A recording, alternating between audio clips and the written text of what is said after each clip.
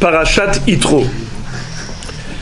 Le Dvar Torah qu'on va maintenant exposer s'adresse davantage au public masculin, puisqu'on va parler principalement de la mitzvah du Limud HaTorah. C'est une mitzvah qui incombe aux hommes plus qu'aux femmes.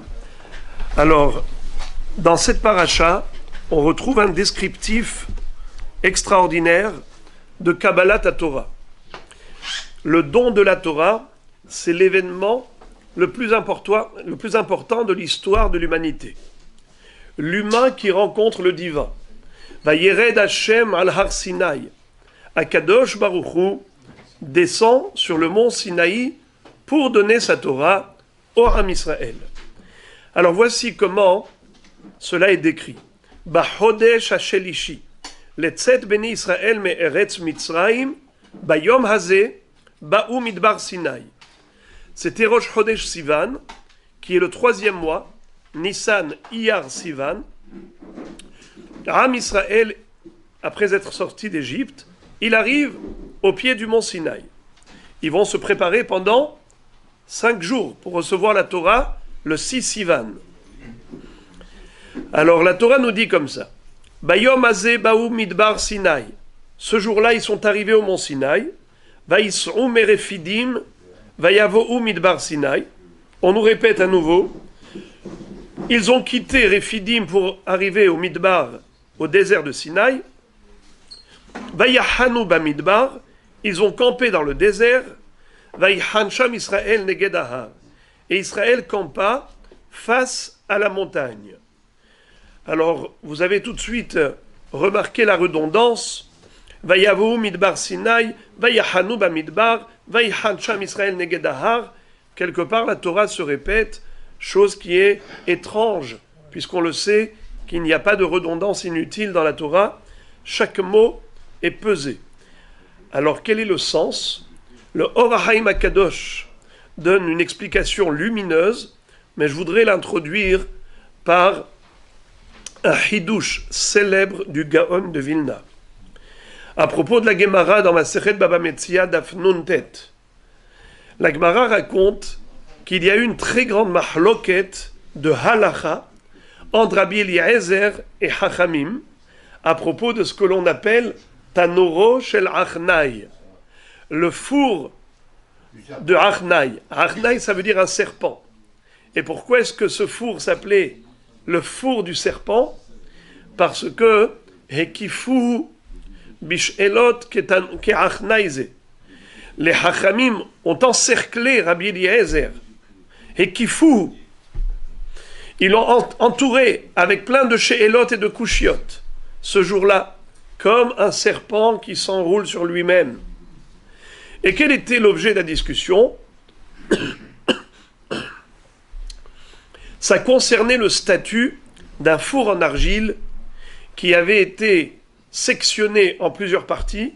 Et les rondelles du four, les rondelles de forme cylindrique, avaient été racolées et rassemblées en mettant de l'argile, en mettant plutôt de la terre entre les anneaux. Et donc la discussion était de savoir, est-ce que ce tanour est mekabel tum'a ou pas? Rabbi Eliezer disait tahor, Chachamim disait tamé, qui peut être mekabel tum'a. Suite à ce grand débat, à un moment donné, Rabbi Eliezer a voulu convaincre les Chachamim de la justesse de sa position. Il leur a dit, si j'ai raison, eh bien que le caroubier le prouve. Il y avait là-bas dans le jardin un caroubier qui s'est déplacé au-delà de 100 coudées. Les Chachamim lui ont dit, En mevi'in re'aya min harouv. On ne peut pas déduire une preuve à partir d'un caroubier. Alors il y avait là-bas un matamaïm, un canal d'eau. Rabbi Eliezer va dire, Imalacha kemoti, yahazru maïm le'achorehem. Si j'ai raison, eh bien que l'eau qui coulait vers le bas, qu'elle remonte vers le haut. Et ce fut le cas.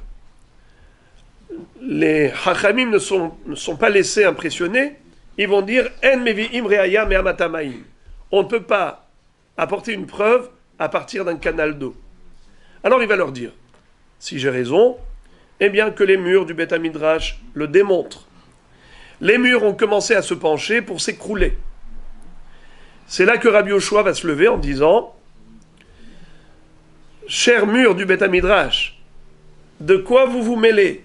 S'il y a une discussion entre les Hachamim, il y a un débat halachique entre nous, pourquoi vous maintenant vous immiscez dans cette affaire? Im Hachamim mitnatzchim zeh et zeh ba'halacha atem mativchem. » Alors la Gemara de raconter que les murs ne se sont pas écroulés pour le kavod de Rabbi Yoshua qui les a arrêtés, mais ils ne se sont pas redressés pour le kavod de Rabbi Eliezer qui les avait sollicités. Ve'adain matin ve'omdim, et c'est resté comme ça, miraculeusement penché. À un moment donné, Rabbi Eliezer va essayer de convaincre les Hachamim en disant « Si j'ai raison, eh bien que du ciel on le prouve. » Yatsa bat kol ve'amra, malachem ul Rabbi Eliezer she'alacha kemoto bechol makom. La voix céleste a retenti en disant « Mais qu'est-ce que vous voulez de Rabbi Eliezer? L'alacha, elle est comme lui dans tout ce qu'il dit. » Hamad Rabbi Yoshua al ragla ve'amar. Torah lo b'shamayim hi. Kvar nitena Torah. La Torah déjà était donnée. Elle n'est plus dans le ciel. Dans la Torah, il est écrit Ahare Rabim lehatot. Il faut suivre la majorité. Lorsqu'on a une marloquette entre les Hachamim,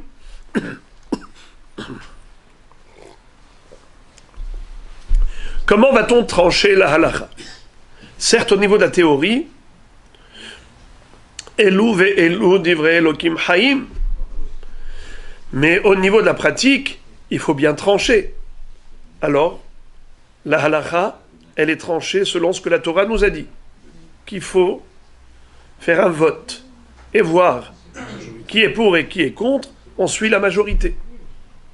Ahare Rabim lehatot. Puisque nous sommes majoritaires par rapport à Rabbi Eliezer qui est isolé, eh bien, la halakha est comme nous. À un moment donné, il y avait un rave, il me semble que c'était Rabbi Salah Hassida, qui a croisé Eliyahu Hanavi. Il lui a dit comment Akadosh Baruch Hu a réagi à ce moment-là. Il lui a dit Kahaïr ve'amar nitzhuni banai, nitzhuni banai.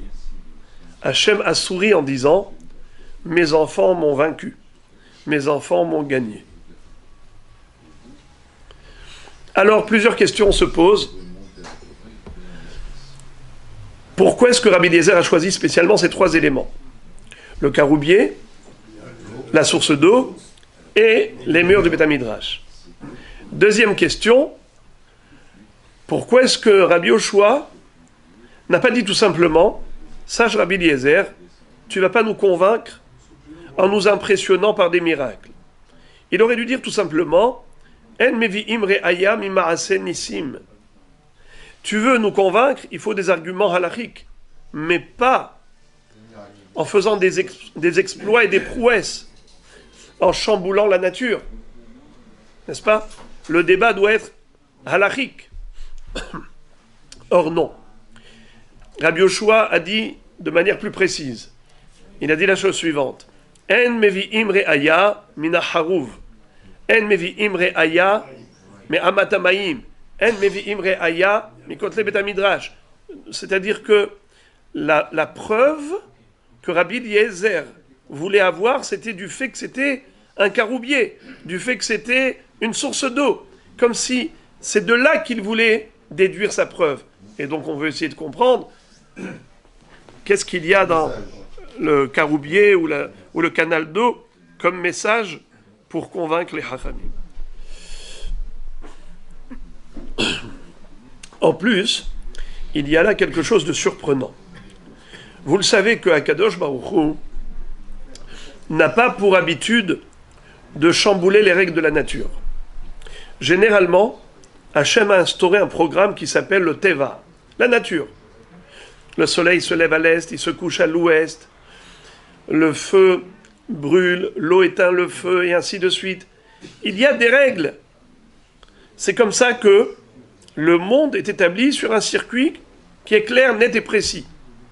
Hachem ne déroge de ces lois qu'il a lui-même instaurées que lorsqu'il y a vraiment nécessité, comme par exemple la traversée de la mer Rouge, comme par exemple les 10 plaies qui ont frappé les Égyptiens. Mais ça, c'était unique en son genre.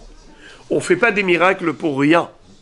Or ici, on a l'impression que miracle après miracle, c'était quelque part inutile, puisque finalement ça n'a pas convaincu les Hachamim. Donc, toute cette modification des règles de la nature n'a servi à rien, n'a pas conduit à quelque chose d'efficace, à quelque chose de convaincant, puisque les Hachamim ne sont pas laissés impressionner par cela. Alors, à quoi ont servi ces miracles? Ils étaient a priori gratuits et fortuits. Encore un point d'interrogation qui sera le dernier. Quand Akadosh Baruch Hu a dit « Mes enfants m'ont vaincu, ils m'ont gagné », est-ce envisageable? Est-ce possible de vaincre Hachem, Chas v'Shalom? Lui qui est tout-puissant, détenteur de tous les pouvoirs, peut-on le gagner? Quel est le sens? Alors, je vais vous faire l'économie de ce qu'explique le Gaon de Vilna longuement, mais je vais le dire très succinctement. Sur la base du pasuk, Eshet Haïl mi'imtza, verachok mi peninim michra. Eshet Haïl, la femme vertueuse, qui peut la trouver? Elle est plus précieuse que des perles. De quelle femme vertueuse on parle? C'est la Torah. Elle s'appelle Eshet Haïl. Pour quelle raison? Parce que Haïl, Het, Yud, Lamed, c'est la valeur numérique de 48. C'est la Gemataria de 48. Ouvrez à la fin de Pirkei Avot, la Braïta nous dit Be'arbaim u'shmonet dvarim a Torah niknit. La Torah s'acquiert par 48 moyens. Si vous allez lire en détail tout ce que la Baraïta nous présente comme élément nécessaire et requis pour acquérir la Torah, vous allez trouver que finalement, tout repose sur 3 principes fondamentaux, qui sont les 3 moyens d'acquisition de la Torah.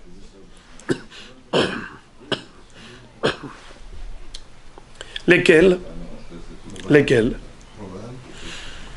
La Hatmada, c'est-à-dire l'étude de la Torah, étudier assidûment et régulièrement avec investissement.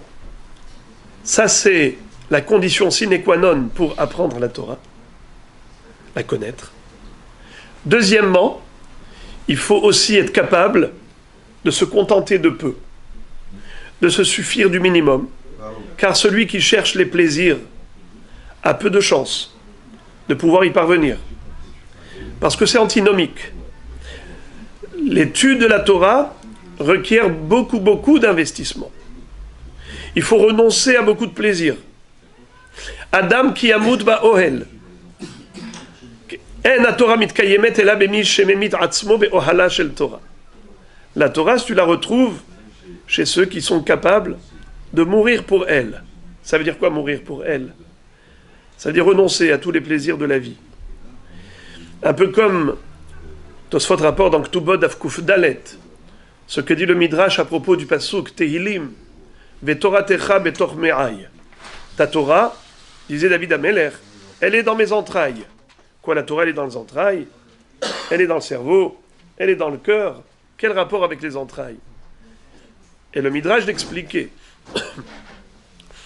Ha'ad itpalel adam, shikansu divrei Torah letoch me'av, itpalel shelo ikansu ma'adanim letoch me'av. Au lieu de prier, Hachem, aide-moi à ce que la Torah me pénètre mes entrailles, demande à Akadosh Baruch Hu de te donner la force de pouvoir t'abstenir par rapport à toutes sortes de recherches de plaisir. Parce que tant que ton cœur est absorbé par cela, il y a très peu de chances que tu veuilles vraiment te sacrifier pour l'étude de la Torah. Donc, le deuxième élément qui est le moyen d'acquisition de la Torah, c'est la capacité à se contenter de peu. Et enfin, troisième principe fondamental pour l'acquisition de la Torah, c'est la hanava, l'humilité. C'est pour ça que la Torah a été comparée à l'eau. En maïm et la Torah. Pourquoi? Chachamim vont dire Mamaim manihim akom gavoa veolchim le makom namour av divrei Torah enam mitkaimim ela bemi shedato shefala alav. De la même façon que vous voyez pendant la fonte des neiges, l'eau qui se situe au sommet de la montagne va s'écouler vers le bas de la colline, dans la vallée. Pourquoi? Parce que c'est la nature de l'eau, qui ne réside pas toute seule dans les hauteurs, elle va forcément vers le plus bas des niveaux. Ainsi, la Torah, tu ne la trouveras pas dans le cœur des orgueilleux, mais uniquement dans le cœur des gens humbles. Et pourquoi? Entre autres, l'une des raisons, c'est parce qu'un orgueilleux ne va pas poser la question, par gêne, par timidité. Il n'a pas envie de montrer son ignorance, alors il préfère y rester dedans. Alors que le hanav, la personne humble, c'est pas grave si on se moque d'elle, on dit « À quoi tu ne savais pas ça ?» Ce n'est pas grave. Je ne savais pas, à partir d'aujourd'hui, je le saurai. Donc l'humilité, c'est un moyen d'évoluer dans la connaissance de la Torah. Donc voilà, on a compris ces trois éléments qui résument les 48 moyens d'acquisition qui figurent dans cette baraïta de Pirkei Avot, Be'arbaim u'shmone dvarim à Torah niknit. Et donc le Gaon de Vilna explique ce pasouk que j'ai cité précédemment, Eshet Hayil mi imtza, Verachok mi penini michra. La Torah qui s'appelle Eshet Hayil, car avant de se marier, à la bar mitzvah, on épouse déjà la Torah. Lorsqu'on arrive à l'âge de la maturité, eh bien, le Ben Israël va se marier avec celle qui sera son épouse éternelle, la Torah. Ba'olam hazeh, ba'olam haba. Torah tziva lanu Moshe, Morasha kilat Yaakov. La Gemara dans Sanhedrin nous dit Al tikre Morasha et la Meorasa. La Torah, c'est pas seulement un héritage, c'est une fiancée éternelle du peuple juif. Alors maintenant, pour acquérir Aisha niknit bishlosha derachim, la Torah s'acquiert par ces trois moyens qui récapitulent les 48 autres. Les autres, c'est des détails et les trois sont des principes. Eshet Hayil mi imtza.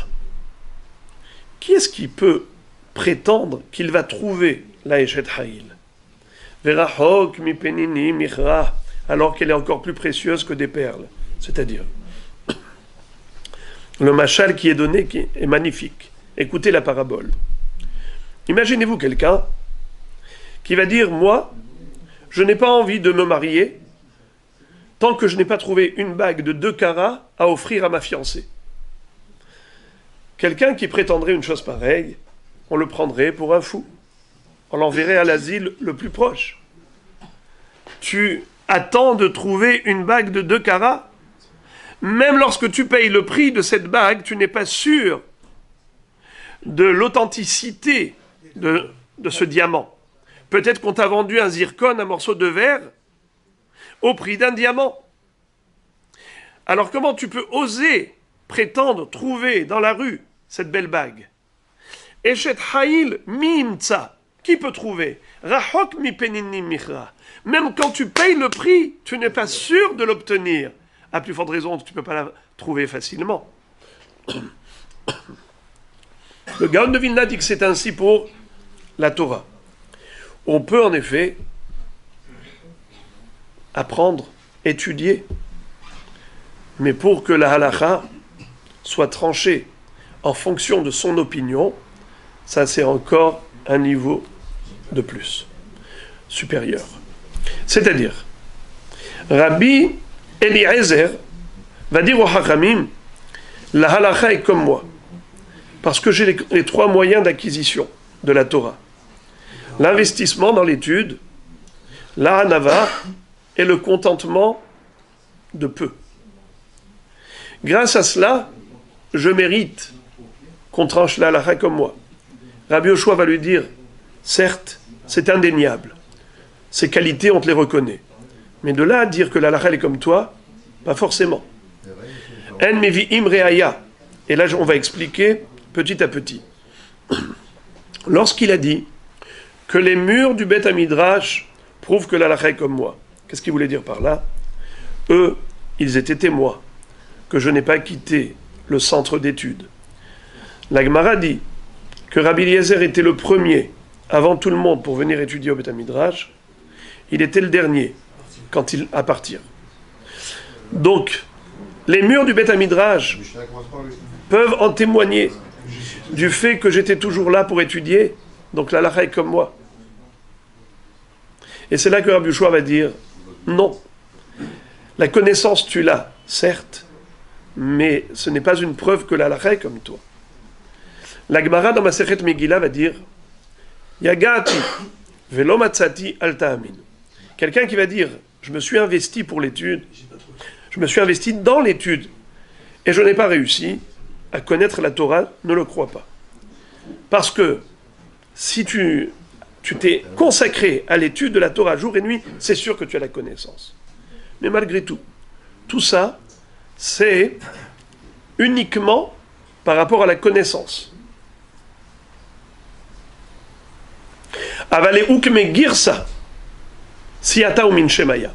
Les hadoudés, pour avoir l'esprit aiguisé, avoir des informations, des connaissances, c'est sûr que tu as du savoir.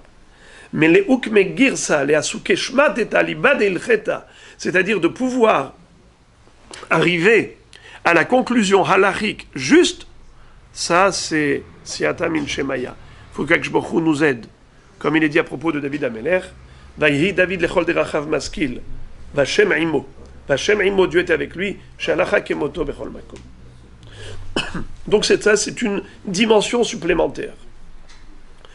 On peut avoir la connaissance, mais pas forcément avoir la justesse au niveau halachique. Il a dit, bien, j'ai également la preuve que j'étais anav. C'est la source d'eau. Le canal d'eau qui coulait vers le bas, qui commençait à remonter vers le haut. Et ils lui ont dit, même si tu as la hanava, ça ne suffit pas pour te donner raison au niveau de la halakha. Car la halakha, c'est une autre paire de manches. Il leur a dit, eh bien, le caroubier. Qu'est-ce que représente et signifie le caroubier? À l'époque des Hachamim, c'était le symbole de celui qui était capable de se suffire de très peu. Exemple, Rabbi Shimon Bar Yochai, quand il était dans la grotte pendant 12 ans, de quoi il s'est nourri? De caroub. Un caroubier qui a poussé à proximité de la grotte. Rabbi Hanina ben Dosa, qu'est-ce qu'elle disait, la bat kol? Kol ha'olam kulo nizon mishvil Hanina beni v'Hanina beni dailo bekav haruvin me'erev Shabbat le'erev Shabbat. Le monde entier a de la parnassa grâce à ce tzaddik, Rabbi Hanina ben Dosa. Alors que lui est capable de se suffire que d'un kilo de caroub d'un vendredi à l'autre. Voilà, Moré Rabotai, comment les Hachamim vont lui dire, sans se laisser impressionner, à Rabbi Eliezer, Bevadaï, tu as réussi à nous démontrer que tu as acquis les moyens d'acquisition de la Torah. Tu as intégré au plus profond de toi la connaissance. Mais la halakha, c'est autre chose. Rabbi Yoshua, lorsqu'il va dire on ne peut pas se laisser impressionner par tous ces miracles. Et la question qu'on s'était posée, mais finalement, ce sont des prodiges qui se sont déroulés inutilement, gratuitement, puisque ça n'a pas produit le résultat requis de convaincre les Hachamim. Alors quoi? Tous ces Nissim, c'est pour rien. Écoutez ce que dit Rabbeinu Nissim Gaon dans Masechet Brachot, me semble Daf Yud Zayin. Il va dire la chose suivante. Incroyable la comparaison qu'il fait. Il nous rappelle ce que la Torah nous dit à propos du Navi Ocholem Halom. Imaginez-vous quelqu'un qui vient soi-disant prophétiser au nom d'Hachem pour aller faire Avodah Zara. Et pour convaincre le peuple, il va réaliser des prodiges. Il va faire des prouesses. Vraiment, il aura réussi à faire des choses qui dépassent l'entendement. Tout cela pour prouver que c'est vrai que Dieu s'est révélé à lui en disant « Allez-y servir les idoles ». Que doit-on faire avec un homme pareil? La Torah nous dit qu'il va falloir le prendre et l'exécuter. N'est-ce pas? Le condamner à mort. Et la Torah elle-même va nous expliquer comment cet homme a pu bénéficier de tel pouvoir, de dominer la création, de changer la nature. Comment Akadosh Baruch Hu lui a accordé une telle possibilité? La Torah en explique la raison. Et elle dit Akadosh Baruch Hu, qu'il est nasotrem, ba Hashem Elokechem, la da'at haishrem ohavim et Hashem imlo. Akadosh Baruch Hu est venu vous mettre à l'épreuve. Testez votre amour et votre dévouement à son égard. Est-ce que vous êtes réellement fidèle à Dieu? Alors même si il y a un chamboulement de toute la nature, vous devez rester fidèle à Akadosh Baruch Hu. C'est un nisayon, c'est un test. Eh bien les Chachamim m'ont dit, Akadosh Baruch Hu nous teste.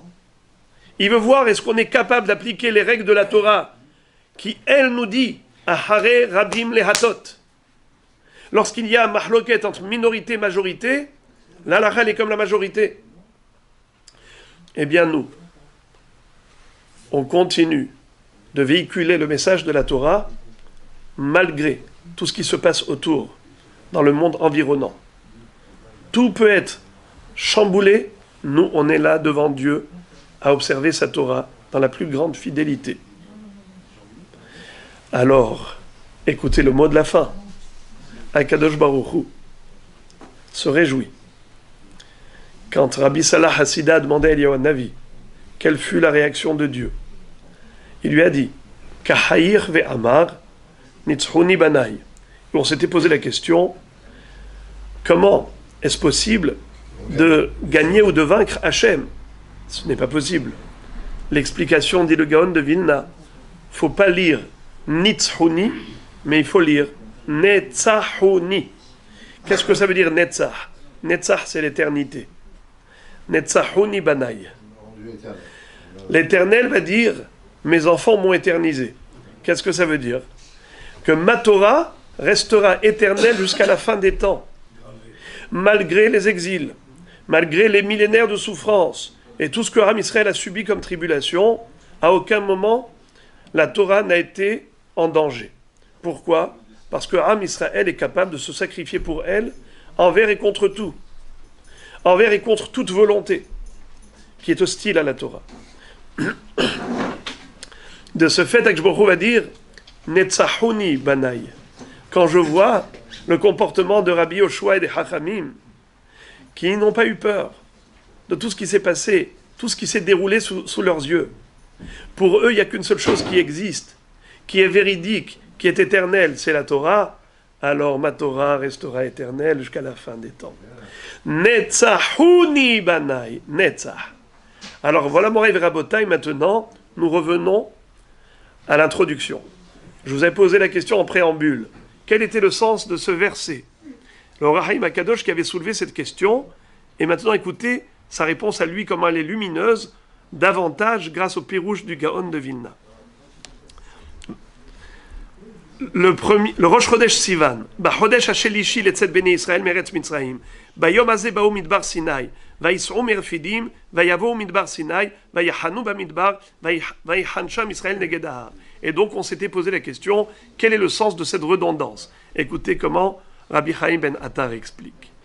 Il dit qu'en fait, se retrouve l'allusion aux trois dimensions, aux trois éléments qui nous serviraient d'acquisition de Torah. Comment? Il dit premièrement, Vayis'u merefidim. Ils ont quitté Refidim. Refidim, ça veut dire quoi? La Gemara dans Bechorot, Daf He nous dit, Vayavo Amalek Vayilachen em Israël birfidim. C'est quoi Refidim? C'est la contraction de deux mots. Rafu Yadaim, Rafu Yedehem Minatora. C'est le relâchement. Pourquoi Amalek a attaqué Israël? Parce qu'ils se sont relâchés en Torah. Vaïsrou merefidim. Ils ont quitté le relâchement pour venir devant le mont Sinaï pour recevoir la Torah, pour s'investir pour elle, se dévouer à elle. Vayachanu bamidbar.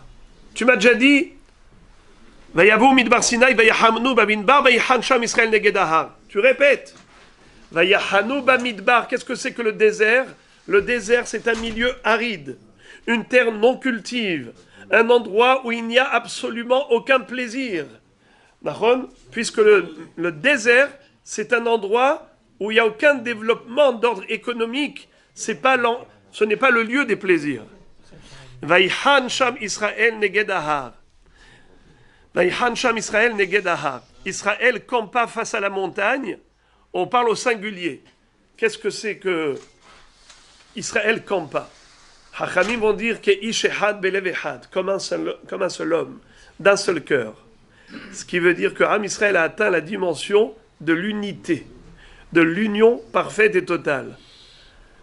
Est-ce qu'on peut être uni si on est orgueilleux? Jamais. On se crêpe les chignons et on se prend de bec et on n'arrête pas de se disputer. Quand il y a de l'humilité, chacun fait la place à l'autre. Chacun concède à l'autre. Pardonne. Tu m'as manqué de respect, ce n'est pas grave. Je ne te tiens pas rigueur. Et vice-versa. C'est comme ça qu'on vit dans l'union, grâce à la Hanava. Alors on a les trois éléments. Vaïsrou mirfidim, ils ont quitté le relâchement, c'est l'investissement dans l'étude. Vayachanu bamidbar, ils se sont installés dans le désert, c'est-à-dire qu'ils se sont contentés de peu, comme dans le désert où il n'y a pas de plaisir à chercher là-bas. Vayhan sham Israël neged ahar, au singulier, Vayhan ke ish echad belev echad.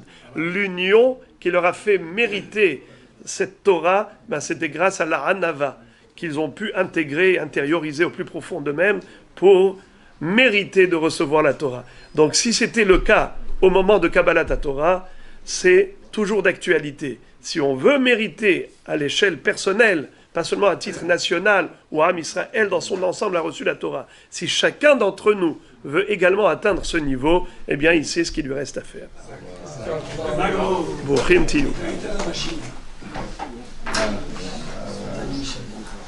C'est ça qu'on